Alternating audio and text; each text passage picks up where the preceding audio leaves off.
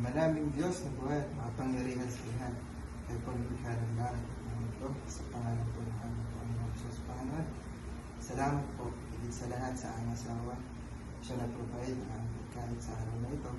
At sa aking mga kasama sa tahanan ito na siya tumulong at mag-prepare ng pagkain ito. At higit sa lahat, salamat po, Panginoon, sa panibagong taon na ipinagkaloob niyo po sa akin. Nawa yung panibagong taon na ibinigay niyo sa akin yung magdulot ng mabuting kasigahan sa aking pangangatawan, successful opportunities maging sa akin sa mga. At sa aking mga kasama sa tahanan ito.